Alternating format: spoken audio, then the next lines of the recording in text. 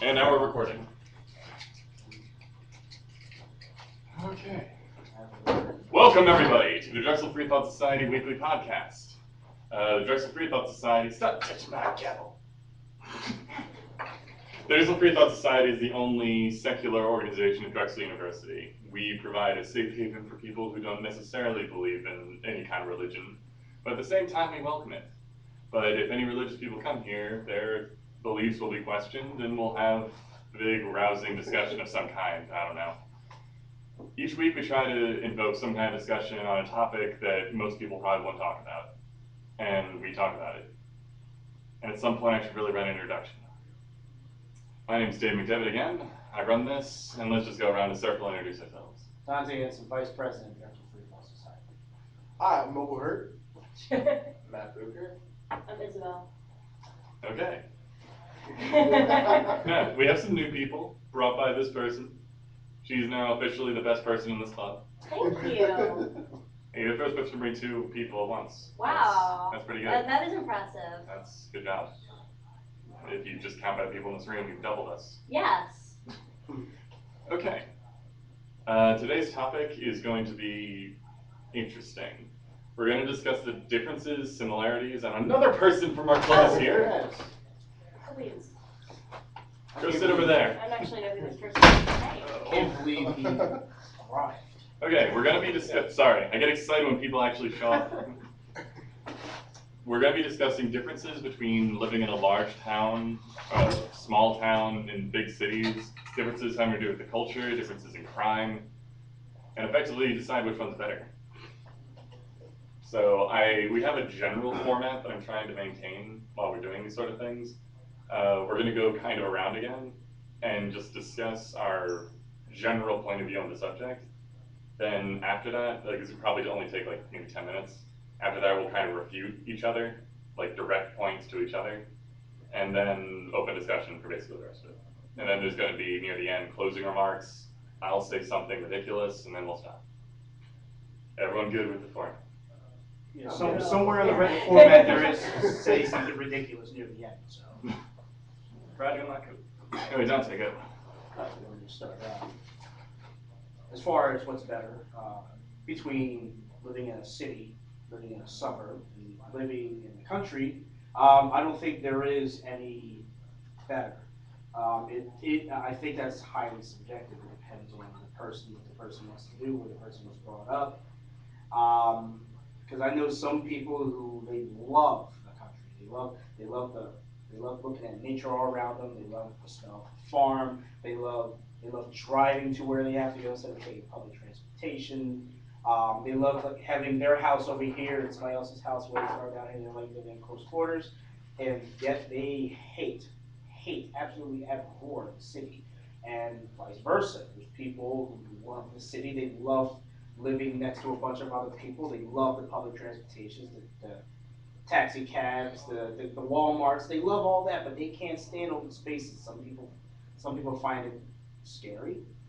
I don't know, I guess they watch too many movies, I don't know. And some people like that in between. They like the suburbs where the houses aren't so close together. You still pretty much have to drive where you need to go, although they need some public transportation. It's not as hectic as the cities. And from what people have told me, I haven't looked this up myself, that suburbs tend to be more well taken care of in most cases than large cities as far as like how much money that their local government gets.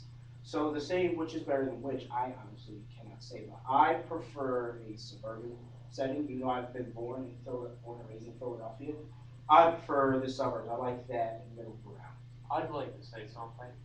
You'll have time to talk later. It's your turn. Goins on me? Okay. Well, I have to really agree with you on that one, Dante, because I went through each one. I technically lived in Maryland, in the country on the Eastern Shore, so it's pretty much farmland throughout. I grew up in the suburbs of New Jersey, so it was pretty much like house, new buildings. And now that I go to Drexel, One thing I do have to say though, I have to speak like loudly. Oh, louder? I have a conference call thingy on order to be here next week. Okay, I got you. So I can just put it there, we can all talk normally, but right now I have to yell at the computer. Oh, that's awesome. But like honestly, I can't really tell you which is better. I mean, personally for me, I probably like the city the best. But then again, I live in a really good part of the city. If I went to maybe a different part, I might not feel the same way. So I think it really is just all subjective, and it depends on the type of person you are and where you actually grew up in that part of that place. Because there are different parts of the country too. Not all parts of the country are good or bad. Same with the suburbs, same with the city. So it depends on what type of person you are. It depends on what part of that place that you grew up. Okay, well, I'd like to say something, Also introduce yourself. go. Who are you? My name's, Richard Campbell, and I'd like to say something actually, complimenting, as a compliment to, Dante's point. As Dante said that he's lived in Philadelphia, I think it's depending on where you live for the rest of your life. For the most part, it depends on where you came from, and it depends on your experiences. I mean, I've always lived a kind of semi-sheltered life over in the white suburbs, as I like to call them, and I've always lived there, and I've never really gotten out. And the only times I really gotten out was when I started going to high school. And I was very sheltered, and I didn't even know there was such a thing as like other people that were white. That's how sheltered I was until I got into high school, and then I began like being opened up to more and newer experiences. And of course, I went to high school in Northwest Philadelphia.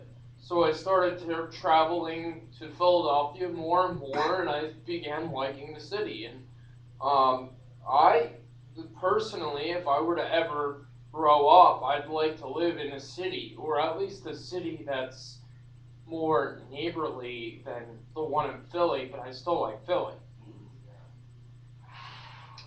Alright, well, I guess my opinion on it, I grew up in more of the suburban countryside area, so there was nothing to do ever. Oh, can I make a, we come from the city? Yeah, we're from around the same. Interesting. Yeah. We'll have times to point at each other and talk later. Yes. But I do enjoy the countryside. I do love being in nature and that sort of thing. But if you want to hang out with a person, if you don't have a car, it's pretty much impossible. Because I mean, the nearest bus stop I could get, I'd have to walk 2.5 miles to get to the bus stop to be dropped off another 1.5 miles away from my friend's house. So it's kind of like, that's not really worth the effort. And to top it off, my school, I went to a private high school in Center City. And literally you go 1 block away from the road that leads up to my school, and pretty much every day there was a drive-by there. So I kind of got the middle of nowhere and a high murder rate where I live. So, and this is my first experience being in Philly, being in a relatively nice part of a city that, on a fun little tangent, the Hispanic part of the city, it's literally all one-way streets going in. There's only one road that leads out of those neighborhoods. I only know that because I got trapped there for 2.5 hours trying to find my way around. Ooh, that seems like terrible. It is. Terrible design. But I have to agree with suburban's best. Okay. Okay, I'm from around where Matt lives, or lived. Sorry, okay. And, I have to kind of agree with what he said, like, it really kind of blew, like, living, like, you know, like, my town was surrounded by cornfields, you know, it really kind of sucked, but the nearest city, which was York, was, you know, it has, like, such, like, a high murder rate, like, for its size, and, like, such, like, a high, like, child abuse rate, or, like, I don't know, it's, like, so crazy, like, we're, like, the child abuse capital or something. It's also So, yeah, like, it's really awful. But I really do like Philadelphia, and I really do think, like, eventually, you know, once I'm out of college, I want to live in a city. So. Interesting. Well, everyone came in with this with lots of neat anecdotal stories about the. No, these are good. And it's good to have this information to draw from. But what I was kind of, one thing that I imagine we're going to segue into later, is kind of objectively decide which one is better. Like, you kind of dipped into it, crime rates, there's a bit of like poverty rates, and general sociability. I think we can actually go into a bit more of which one is actually a happier place to live in, and see if there might be some differences around different countries. Anyway, that can be in free discussion time. For me, I grew up in effectively white suburbia. We were slightly more mixed than wherever you came from. I've never met a non-white person. Except for Asians. I've met Asians before, but that's not their only race. That's just white people and Asians. No, I mean, I never met a Muslim person before I moved here, so, to my knowledge, yeah, so. My neighbors were Muslim. Anyway, I never really met my neighbors. I'm getting distracted. Okay, so I grew up in a pretty white dominant area, but our schools were like a normal public school system, so I was pretty good. When I moved to the city, it was just kind of like, oh, so there's just more people here. That's cool. Whatever. So it didn't really switch that much for me. What was different was how cities are. Like, and this is what I was kind of just segue into. They're really dirty. There's lots of crime, and everyone's really rude. Don't you think that's a little, like, fraud? I mean, that's a Out of little... Philadelphia. No, I think it's That- actually. No, actually, Philly The is script. quite, I mean, if you look between the differences between New York City and Philadelphia, you'll be like, oh my god, these Well, that's- people here are that's like- so nice! That's like comparing like a pile of droppings to a pile of dirty laundry. One is objectively better smelling. I don't know though. I mean, you can't say that everybody is like that. I have nothing against these places, by the way, internet people. I just really wanted to use that analogy. Go ahead. But it seems like you can't say that everybody in the city is bad, though. I mean, it's like, I mean, there might be some rude people on the street, and then you have to think about it. The people that are rude, they might have just had a bad day. I mean, it's not just about, no, seriously, it's not just miles. This is noble for This you. is How long have you lived here? Philadelphia. No, seriously, no. Remember the skyline. Yes. He jokes around because seriously, whenever I feel like I'm down, whenever I'm upset or anything like that, I'm a really big fan of city skylines. I love looking at skylines. Really? I never knew Hey, this. skylines are lovely. So like, whenever I feel down or upset, I always just look at the skyline and it really makes me feel happy. When it lights up, it just seems like it gives me a new sense of hope. So I I feel, have a place you should go to. but honestly, it's like hurting people. I mean, the city, I'm not gonna lie, the city, people are rude, people are mean, people are angry, and you just see the poverty, and it's just kind of sad. But honestly, you can't say that everybody is in this city. Not everybody is like ignorant, not everybody is just like. Of course. I'm just going with the majority. Oh, no, but I'll tell you what, when you have Ben and Jerry's that have a t-shirt that says, I'm not mad, I'm from Philly, that tells you something. That tells you something. But then again, we are known as a city of brotherly love. Not to mention that Philadelphia is like the only like sports team that has had to have a guy with a taser, like to tase a guy down. I mean, I can go all day with the Philadelphia stories, but you know, I mean, maybe I can offer a bit of Like, insight. say where you work. Huh? Tell them where you work. Oh, God. I work just over there. That way. Don't have my cardinal directions in this building. But near So 40th it's Street. that way. 40th Street's that way. Okay. I work as security on the University of Penn campus. So I'm usually standing on the corner in a bright yellow jacket, which means everybody can see me. Everybody can ask me questions. And I meet some of the most interesting specimens of Homo sapiens in the world. I meet some, don't get me wrong, I do meet some really interesting, cool people. Like, I'll have people come up to me and they'll have discussions about, you know, what's going on in the city. We'll talk about stuff that we're talking about now. There's some really decent people out there in Philadelphia. And then you have the other ones. You have people who will literally come up to you and purposely try to make you mad. Like, I had a guy come up to me and ask me, if I were to go up to somebody and punch them in the face, what would you do? And I'm just looking at him like, I mean, you have people that You ask should just look in the face and say, I'll take you down. the thing is, some people are looking for a fight, honestly. And off the job too, you'll just listen to people. I mean, not totally eavesdrop, but some people make it so loud you can't help but do it anyways. You know, just listen to the type of conversations that a lot of people have, at least in this city. I can't speak for New York, Detroit, Chicago, etc.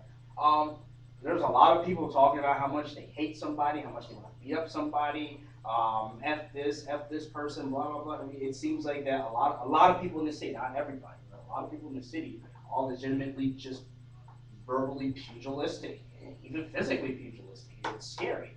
But just to give a quick, a little bit of quick insight from other states I've been to, New York City, they're quite rude there too. Driving up there is a nightmare. I think I'd rather tap dance with a hyena and mashed potatoes than deal with these people. I mean, it's that bad. I want to do an animation for that. You want to pause for a moment and picture that? I was like, wait, what? Go on. Okay. I mean, you have in Philadelphia, people usually just look at you. But in New York, they will bump you. They'll push you out the way. Won't say anything. And some of them actually want you to say something so they can fight you. I mean, you have that. I've been to Seoul in Korea. And the people there, they're pretty much just robots. They don't care. Like, you're in their way, they're just moving. Like, they don't push you out of the way, they just walk into you. And they just keep going. But other than that, they, as far as from my short experience over there, they're just looking out to have fun and go to work, have fun, go to work. That's all you do. Well, for an alternative perspective, when I was in 6th grade, my family took in a foreign exchange student from Germany, and next year she came back with her parents to come visit us. Excuse me. And we went to the aquarium with them, and the day that we went, there was a lot of people, and her parents were going on to my parents about how polite everyone was. They were like, they always say excuse me when they bump into you. It's like, it was so funny. Like, so I mean, because they're like, in Germany people don't really do that. They just shove past you. So I think it's all I think it's kind of a case of the grass will always be greener on the other side sort of thing. Is it though? Because when my parents visited Norway, it was like everyone was fantastic. Mm-hmm. You could eat off the train, Mm-hmm. off the floor of the train. Oh. It was that clean. It's like Not like ours. So I mean, I don't know. It seems like there's. But Well, that's your just parents that's are just a Americans. counterexample. That's what they're so they're thinking that when they go to Europe, and when Europeans come here, maybe they. Well, I think it's Norway. I think they're just happy. I'd like According to every social health meter, they're just happy. No, I think they're just better society. That's for a different discussion. But, no, I was just gonna ask, why do we think this happens? What's the counterpoint to suburbs? How do people act in suburbs? everyone acts like. Well, I would put the suburbs in the way of everyone's in their own little world and nobody interacts with each other. Only if there's a big major event that's going on in the suburbs. I know in media, they have these big days just for the whole entire city of media, and they go out and around. And they're like, "Hey, do you want to see my crafts? Do you want to eat my baked goods?" Philadelphia, you never see that. You would never see that. And even if you do, you can't the entire city would never be involved. There would just be artist's corner or something would do something. Yeah. But what about At the same time with the suburbs, because it literally varied from where I was, depending on which one you were in, whether you knew nobody or everybody knew what you were doing at every single moment of your existence. That's impressive considering the business. I mean, how is I would like to say, I agree with you. Like I said, I live on suburbs. Just keep going. But I'll give an example. When my niece was born, Your niece? well, great niece. Oh. It's weird family. Okay. She just needs, but she's great. Yes. Well, I'm not great in size. I come half my nose. Anyway, basically, when she was born, somehow our entire neighborhood knew. And this is before, my parents or anything were using Facebook or MySpace, any social media, just maybe a call to a family member. And somehow everybody knew. But then after a couple of years, all those people moved out, and all these old people moved in, and I will say time and again, York is a city full of old people who go there to die. I second that. So it's child abuse and death? Basically, yeah, what is this It used to be a big factory town, but literally York is a trap. York is when awful. you get there, you do not leave. It's awful. It's just people stay there forever, and they just they get stuck there. It's so sad. Like, you see these people in the high schools, and they're like, yeah, I'm gonna do great things, and then they, they're like, They're stuck well, in the yeah, and then they're like, well, maybe I'll do a year at the community college, and then they just get stuck there, and then they get pregnant, and then they have to stay at York. It's just like, and then they end up abusing their kid and getting addicted to cocaine, and it's just that's So Actually, heroin's more popular. heroin's That's okay. scary. Okay, So I it's didn't like know. that old PA? movie. Yes. So it's like that old movie where a bunch of people go into this one town, and whenever they try to leave, like a big, huge ball just comes rolling at them. It It's sounds like like, Silent Hill. hi, number 364. Oh, how are you, number 3? Wow, that was really candid. You know what's weird? That was- Philadelphia. It was like you prepared that. Two things about Philadelphia. One is that, well, not just Philadelphia, but any large city. It seems like certain sections of the city have their own culture. It's like people talk about, yeah, this is New York culture, this is Philadelphia culture, and then you go down to the Bronx, and Bronx is different from Brooklyn, it's different from Queens, it's different from Jamaica. In Philadelphia, you got Northwest, and then you have Northeast, and then Southwest. Like, they're all different in some ways. And at the same time, Philadelphia is one of those cities that, at least from my experience, from what I've seen and what from other people have told me in papers that I've read, that a lot of people who come to Philadelphia don't stay here.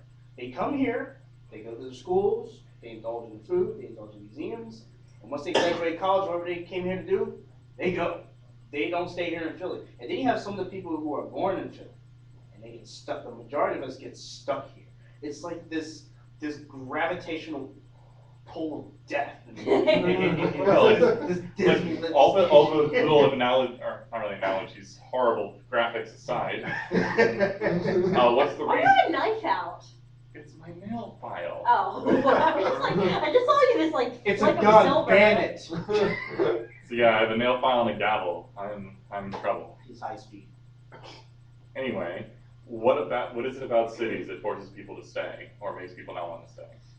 That's a good question. I would say it seems like there's a dichotomy with sociologists that look at big cities. You have these guys over here that say, well, it's the way the system was set up a long time ago, and it's made for you to fail. So people who mean well get stuck here. And then you have the other sociologists that say, well, you know what? There's a lot of resources here.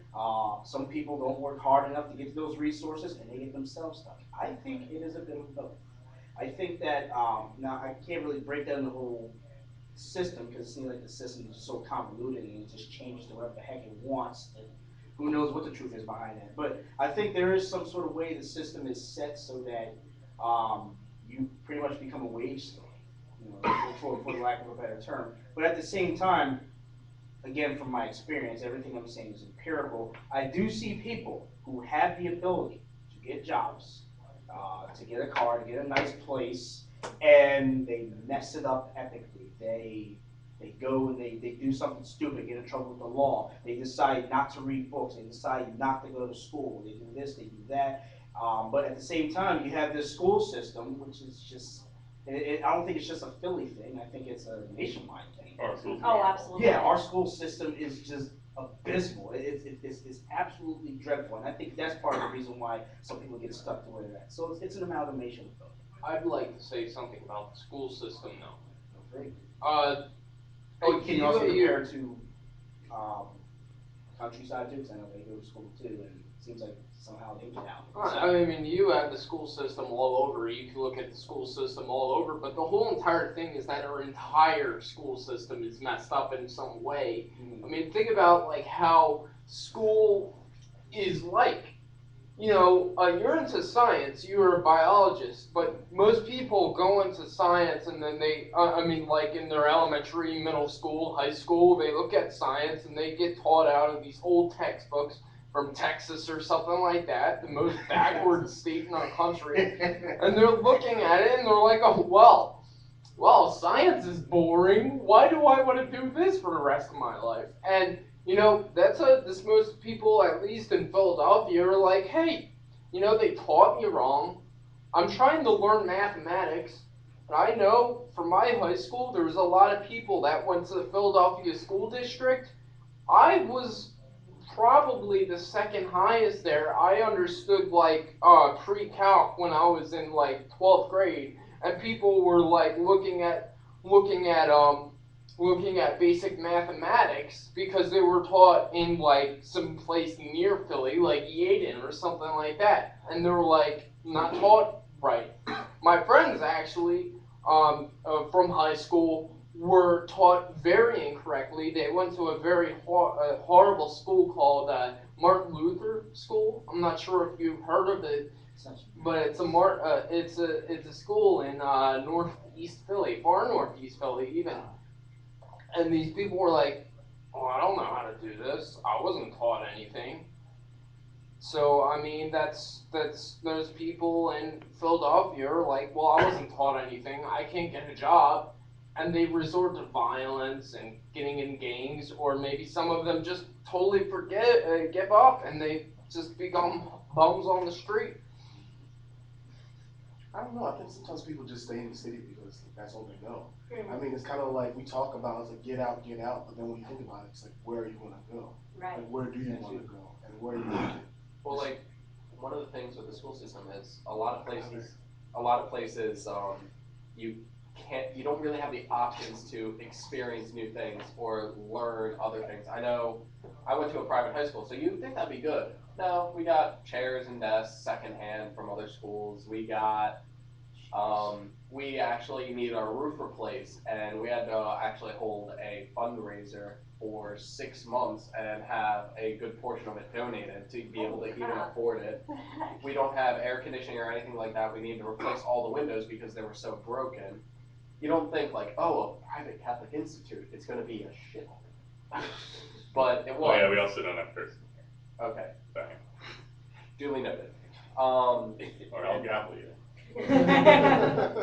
I do this. I- This is gaveling. I do, even though that was crazy, I do think that word wasn't good for that situation. But go ahead. Go ahead. But like, I'm a game art and production major, so you think a class in like 3D modeling or programming would help. Like that's something I should learn. I couldn't get it at my high school. I couldn't take an extra class at any of the other high schools. I couldn't take it at any of the community colleges or the local colleges. It was not an available thing that I could learn. The local libraries didn't have anything on computer programming. There just wasn't the resources. I'd also like to say something, if I can. Yes. Yes. You Well, can't I just start know how I talked about all these people that went to my high school that went to terrible high schools. Well, the thing is that my high school was actually meant for people with forms of autism, all throughout the autistic spectrum, and I have a very mild form of Asperger's. Mm-hmm. But literally, this was a private school, and they looked at people with autism and other quote-unquote disabilities as if they were going to go to this school and then they were going to get out and get some wage job that would like pay them just enough money to live. Well, there's a thing with that. You can't do that. You can't just say, okay, well, this person has like autism, so therefore he can't do anything with the rest of his life. Heck, when I was in high school for at least 3 years straight, all we did was crossword puzzles. So I had to be autodidactic, and I had to go online, and I said, well, what are we learning in, learning on my own. That's a good word. And I'm Go like, on. well, what do I want to learn? Not necessarily what are they learning in public school, but what do I want to learn? Let me see. The history of Russia from the time of the Tsars all the way up to the time of the fall of the Berlin Wall. Looked up a whole bunch of documentaries on that, and now I know almost the entire history from the Tsars all the way up to the fall of the Berlin Wall. Wait, so isn't this kind of like, anyway, it's kind of funny because you have the shirt. Yeah. That matched up nicely. Well, I mean, I was gonna say something. I was. But then you're still I- talking. I- Too bad. Fine. I forget forget who said it, but somebody said like something like, I'll never let my education interfere with my learning or something like that. And I feel like that's kind of what you're illustrating there. Like, it's, it is frustrating, because like I remember like I was watching the documentary Waiting for Superman. I love that and documentary. yeah, it got totally snubbed by the Oscars. But anyway, that's a totally different topic.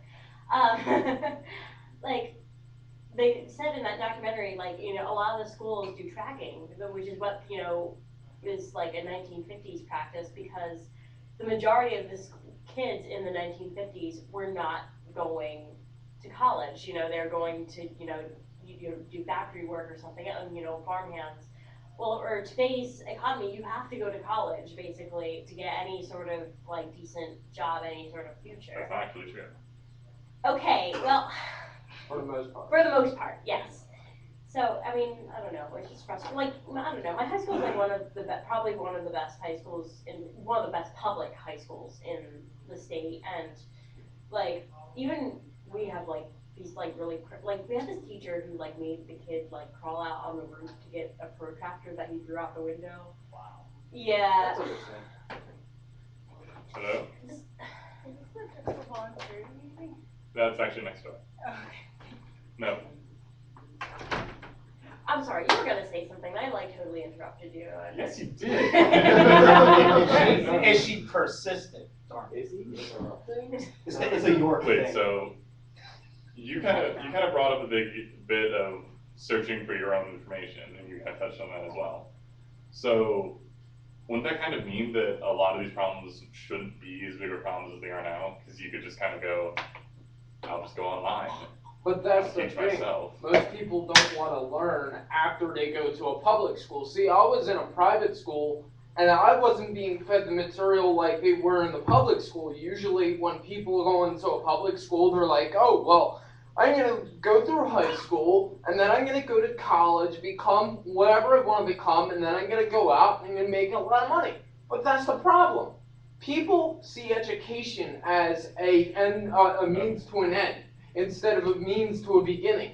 Or they say, oh, well, you know what? I'm going to learn biology. Not because I want to make a lot of money, but because I want to make a lot of money and know about biology. Like you probably want to. You see, that is kind of one of the reasons why the way our educational system is set up is terrible. Yeah. Because it sets it up in that, the way you do anything is set up in a mindset. It's, I have to learn calculus, so I pass the calculus test. Exactly. It's not, like, I only just recently realized that any of the calculus I ever learned is at all relevant to the work that I do. Exactly. And even then, you don't take a test. You can have the book open in front of you and just be like, oh, this is the formula I use. And you know what, and to bring up a point, one thing we should look at is how families raise their children, in the city, Social in the aspects. suburbs, in the country. And I can say this at least from the city and suburban perspective, that I don't think enough parents really instill learning in their children. They just say, wake up and go to school, and then the kid gets in their head that, well, instead of education being, like you said, it means to a new beginning, they see it as, oh, this is just some obstacle I have to go through, then I can go back to do whatever I was doing before. And Exactly how I saw it. and at the same time, I'm not just gonna blame the parents for that, because sometimes the parents really do try, and it's just that the kids go to school, and some of the teachers, I can't even blame the teacher, I have to blame the teacher's bosses, because they set up a lot of the. It's, I mean, the teacher's bosses. Yeah. It goes farther than that. Yeah, and it even goes further than that. That they set up these. I have to admit that there were some points in school. Guys, quiet. Where I felt bored. I'll be honest with you. It's like they just set it up. I mean, some things are not going to be exciting. Let's face it. But things that can be exciting, and it seems like the teachers don't really interact with the students. They just say, "Okay, this is 2 + 2. Now do it." And it's like, what the heck? I don't know how they do. I don't know how they teach in the country. I would say that they have smaller schools, or maybe fewer schools, of course. So maybe any of you who've been in the country can get some insight on how information is spread. Because we know in the city, in suburbs, you got all these computers, you have all these libraries and rec centers and clubs and all that stuff. But how is the country? Like, what is the convenience as far as exchange of information. I mean, honestly, like, my town, I had to, like, if I wanted to go to a movie theater, if I wanted to go to a mall, anything like that, I had to drive 25 minutes. So, I mean, like, I'm gonna be honest with you, like, my high school life kind of, like, sucked, because, like, you know, a lot of times I was alone, like, or, you know, just, like, hanging out at home or with a couple friends or something, because, like, unless you had a car, which, most people don't have until they're 16, 17 years old, like, it just, like, it sucks, like, you know, there was no really, you know, I don't know what I'm trying to say here, but, you know, like, time to interact other than school. So the exchange of information was, I mean, at least education, even recreational, which is very difficult. And a lot of people I know, because I'm closer to New York City than you, Mhm. but a lot of the more, I'm sorry, a lot of the main high schools, people would start drinking probably about 6th or 7th grade just because there was nothing else to do. And a lot of the parents were fine with it just because there was nothing to do. I don't understand how that's even possible. Yeah, but like as far I'd be totally okay with like pulling up grass and putting it back again. yeah, I'll find my own entertainment. I mean like as far as information goes, if you wanted to learn anything outside of the educational system, which was pretty much spoon-fed to you, I mean, I went to a Catholic high school and went to It's like Catholic that's school. basically all I need this night. Yeah, religion shoved down my throat every day. Yeah, but essentially you're spoon-fed the same things over and over and over again. If you wanted to learn something, the internet was one of my best friends. That's how I became kind of like an internet person. But back to something I said earlier, the big problem is people can't get the exposure to find out what they like and what they don't like. Like there are a lot of people that actually become mechanics because there's only one school that offers a shop class that they can take, and then they just love it because they like doing the hands-on sort of stuff, and they actually make a good living then. And their family business is run by that. I know a couple friends that are into it. Firefighting is another big thing, but there's just not that exposure. People can't reliably find out what they want to find out unless they know or are familiar with kind of like how the internet works, and not to like believe everything face value because it's very common from where I am because of it's either really religious or not religious at all, and everybody believes the first word they hear. They don't challenge anything. That's scary. I'd like to agree with him because from where I come from, basically people do the same thing there. I'm not sure if everyone does the same thing there, but I know that a lot of people do that. Like, you know, for instance, I don't know what you feel about the legalization of drugs, but the people in my neighborhood, suburbs, they're like, oh, weed is bad, everything bad, it kills brain cells and stuff like that. But they never go out of their way to just research on the topic. Now, the same thing goes with the people say, oh, weed is absolutely good. Because there's, just like anything else, weed can do stuff to you, like cause bipolar and schizophrenia if you're smoking it for way too long. But at the same time, it cures diseases. It helps. It helps with You brain hear that, like tumors and cancer? stuff. Yeah, like. No, not the helping part, the hurting part. Oh, I yeah. don't know if it causes brain It does. disorders. It does. And No. Huh. The more Also- you know, science people on the internet. also, You should believe it because this guy said so. And he knows stuff about Russian history. Total credibility. Everything on the internet is true. also, Because we said so on the internet. also, it's said that when you smoke weed, it makes your heart rate go down slower, and it could cause heart problems, especially if you have a heart problem. Now, of course, I don't know about that because I saw it on National Geographic documentary. Which means it almost means nothing.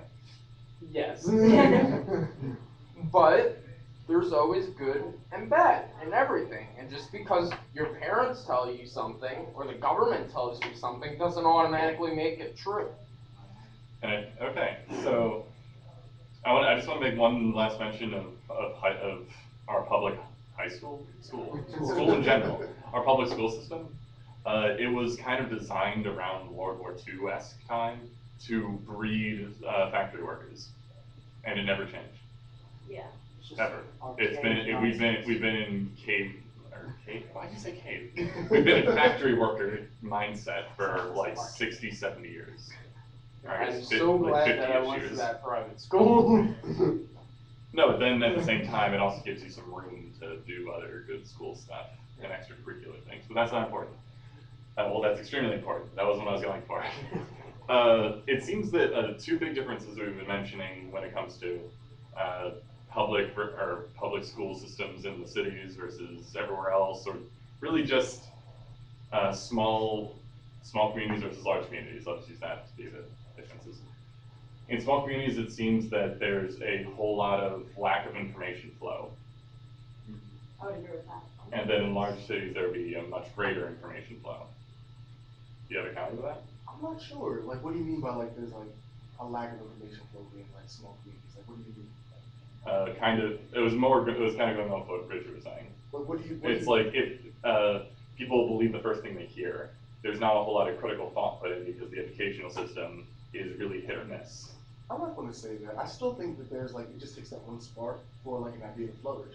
So maybe it's just that those communities just haven't had that spark yet. Like it seems like since like in large communities there's going to be a lot of people, so there's going to be multiple sparks. But maybe in a small one, it's just like that one. So I think that it just. Well, I don't mean like awe-inspiring, like oh now we're all going to be brilliant, recycle hydrogen. I mean just general things like the moon baby escaped again. Or something. You always hear about in like little like boondocks, small towns. Those sort of things flourish. That is true. But in cities, people are just like, why do people even print this? This is ridiculous. I wonder if that's actually it. Is that people are just so bored that that's the only thing they have to do.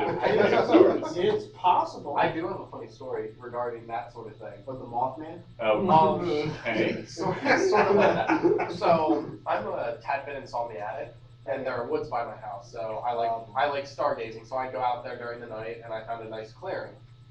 And when the whole like Slender game blew up and people were looking into like the Slender Man mythos, people started going into that world. And I was wearing black sweatpants and a black hoodie. And I was just standing in this clearing like listening to music, staring up, and they're just like, holy shit. And I just turned and I do the stupidest thing because I cock my head to look like who is that because I can't really see because they're shining a flashlight at me. They just scream and run. And the next day, I'm at a local pizza shop picking up food for me and my dad, and it's those same kids there talking about, there's this guy that, like, part of a cult in the woods. There's a cult going on in the woods. And it only took about a week for this to spread around until my mom's like, you better not be going in those woods. That gives me the greatest I do think that's hilarious. So the question is, why does that happen? Because there's nothing else to do, and In people small don't towns, bother. they get till it. Okay, so would this kind of be social strata, I guess?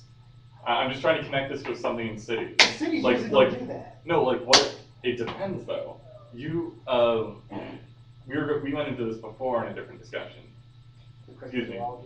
Not that just cryptozoology, but that if you are lower income or I get lower income, little undereducated societies, they seem to jump onto bandwagons. Oh A lot, yes. especially with like stuff.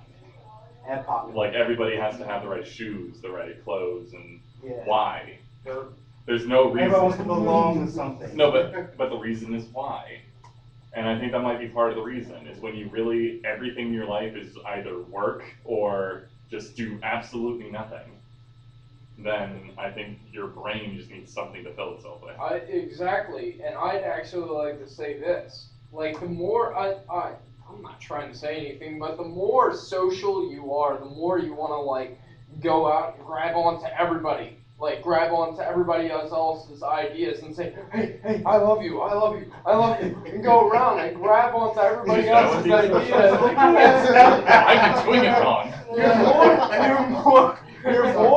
You're more inclined to like what everybody else likes, even if you don't really like the subject of Keeping Up with the Kardashians, or even, or even Jersey like, Shore. like even things like, you know, The Walking Dead, like I'm into because everybody else is into it. Because Oh, so Do you actually like said, it? And no, it's so you're smaller- saying being sociable makes people tend to no, follow in bandwagons? a smaller community, it's a lot more easy to know Oh, 'cause- everybody. So you're more likely to be Very nice. social and hop onto a bandwagon of like Keeping Up with the Kardashians or Game of Thrones, like I'm into. I'm a big geek, and like Walking Dead, like I am. Anyway, your turn. Well, yeah, like I can totally understand that. Like I remember my senior year, like I always like went like my school had this policy like that you could like leave early and you didn't have any like other classes if you were like a senior. So like I remember my senior year, like I just like stopped going to lunch at one point because like every single lunch period, like, and this was like I guess during my big like epiphany, like about like I was definitely like in like spiritually, like I was kind of like an epiphany, like I was just like, and you just like look around and you're just like, oh my gosh, like I can't believe I'm surrounded by all these close-minded people, and I'm just like, I can't wait to like move to the city next year, I was just, because like literally like I remember like they would just talk about like church things, and then they would talk about like Glee, and like I would try to make like another point, like I would be like, well, I don't really like Glee because it's kind of stupid and like like no, I like musicals. I just don't like Glee. It's like they just do cover songs and it's stupid. But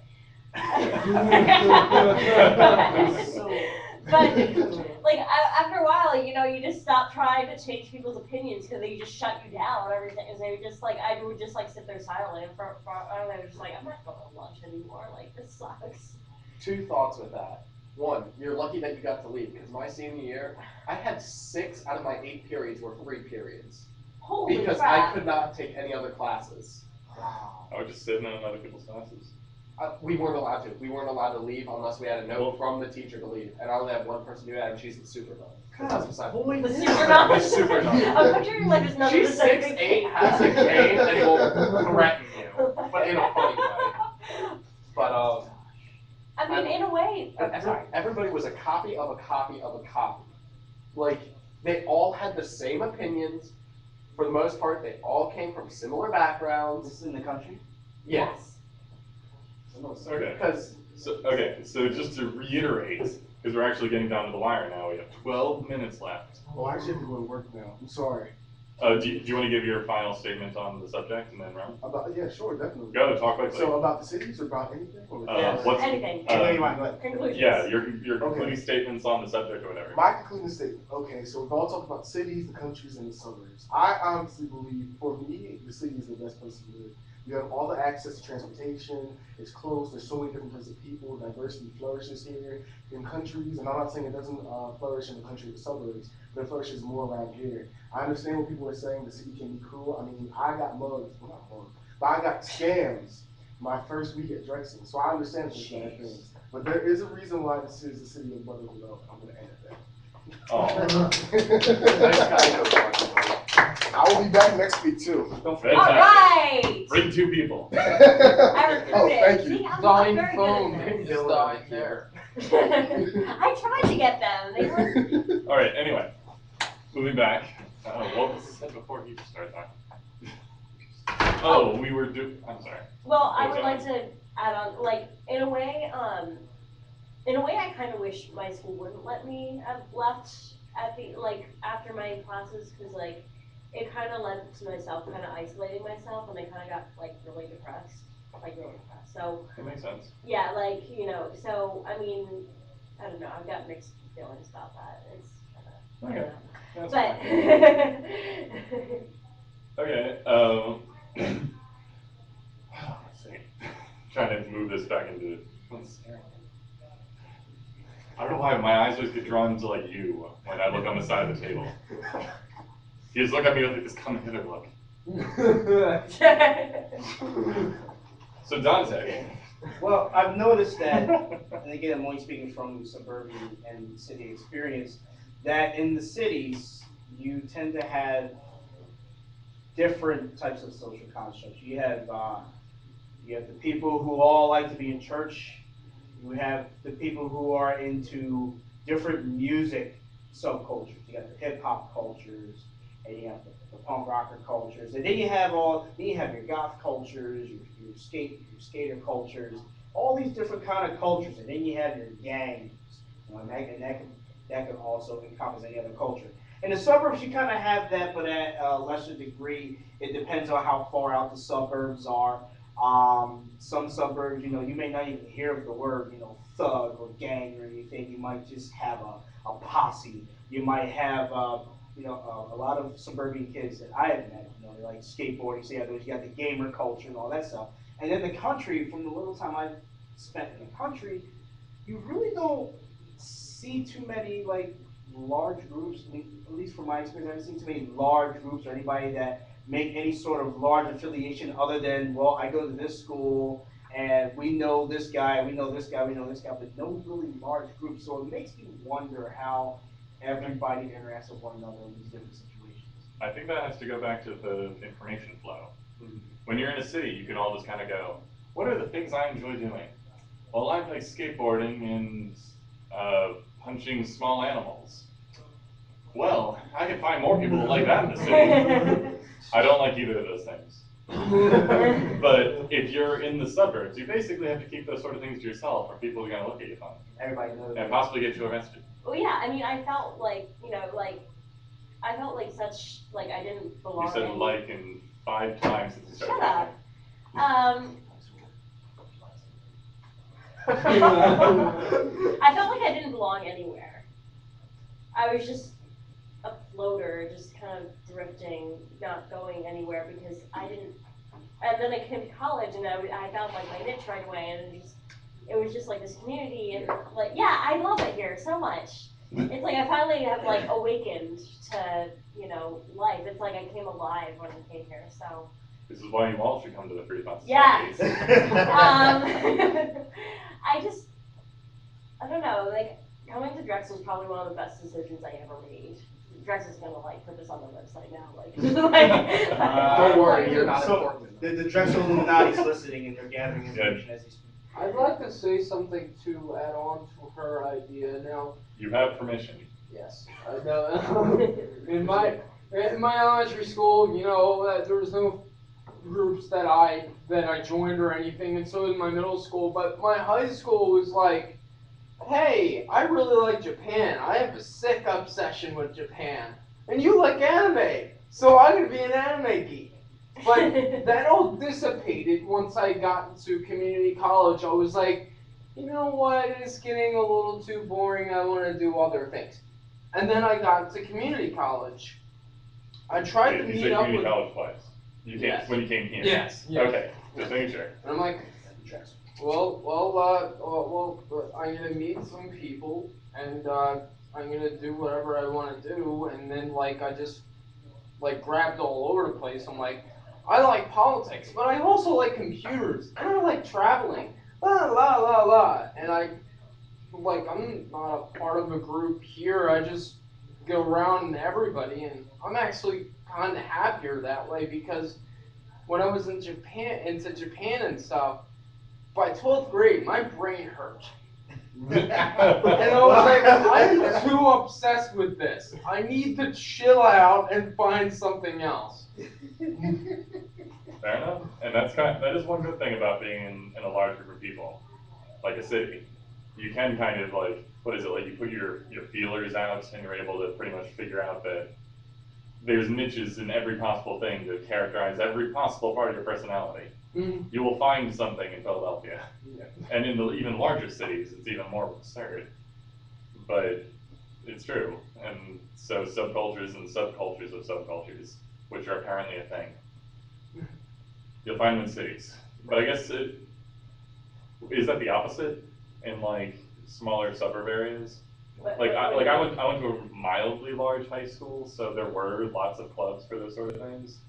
But for me, I mean, if you weren't involved in sports, there was theater, and that's what I was involved in for most. I mean, there was a couple there was French club or something, but they met like once a month or, something Wow. like, just like, like something stupid like that. So, I mean, I ended up It was an doing 11 theater months. for a lot longer than I even really wanted to because, I mean, it was so clicky. It was like, they were all just like, oh my God, like, oh my God. It was just like, I have like bad memories, just like of sitting at play practice and just like, oh my God. Okay. We have 4 minutes. So Okay, we're gonna do sorry. so we're going to do closing statements. Dante, lead us off. My preference is, it would be the suburbs, even though I currently live in the city. Give the final comment, like your final statement of which you think is better and why. Just so we kind of have a flow of this going. Just my preference would be the suburbs, and it might be just a personal thing because I have an intense will to learn things. So in the city, even though you can probably just walk a couple blocks down and get to your library, I have no qualms about taking public transportation far out or driving to where I need to go to gather my information, whether it be a bookstore, whether it be a library, whether it be a club or a school, college, whatever. And at the same time, because I don't mind driving, if I want to go to a Walmart, I want to go to a supermarket, it's all readily accessible to me. It's not too far, and it's not too close, and at the same time, I have an adequate amount of space to, do whatever I have to do instead of living on top of people like in cities. And generally, at least final, most suburbs that I know of don't have nearly the craziness as far as people are concerned that a lot of major cities do. That's my experience. Okay. I thought they all. You go. No, I go last. You go. You go last. I'd like to say that I'd rather live in a city out of everything because there's more things to do in a city.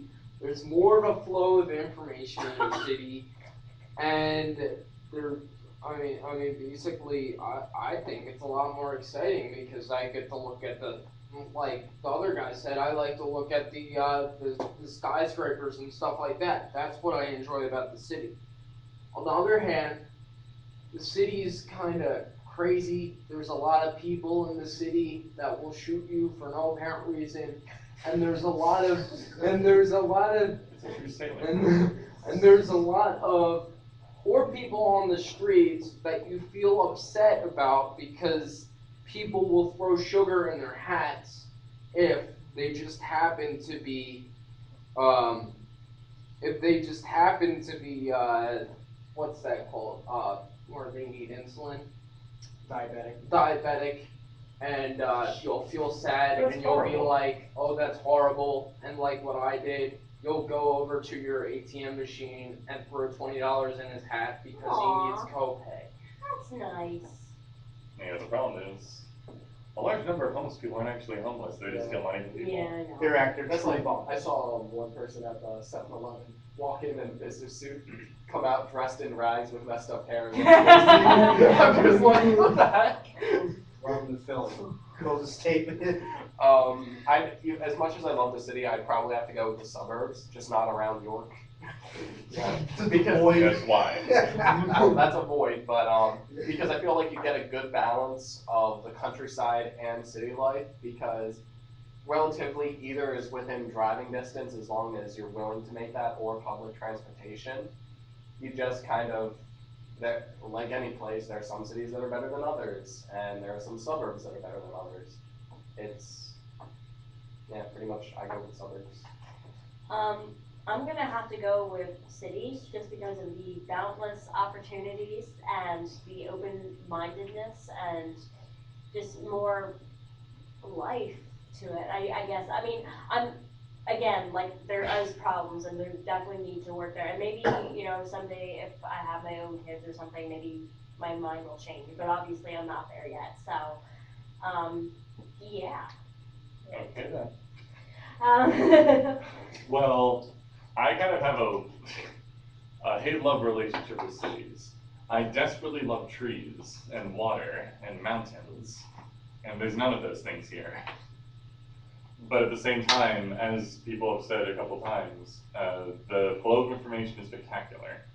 There's no other places in the world other than the cities where you're able to, in one subway trip, you can get food from like 40 different countries, talk about a huge critical thinking project, go to 2 different museums, It's just absurd the amount of things you're able to do in a city. So, although I really, really don't like living here, I'm going to have to be here for a very long time, because the opportunities are too good to avoid. Ideally, I'd like to live near the shore in a mountainous forest that has a trolley to my backyard that leads to a city. With the mall. Me too. Well, if you let me know where this is, I will. No, but I mean, I like to these places exist. There are lots of places with extremely easy commute directly into the center of the city. New Jersey. Yeah, lots of places in New Jersey. Anyway, we are the Drexel Freethought Society. We're 1 whole minute over time. I apologize for people with incredibly important schedules, which if you have them, you're probably not watching this. So, next week we'll be back. Email us at drexfreethought@gmail.com with any questions, concerns, or ideas for different topics.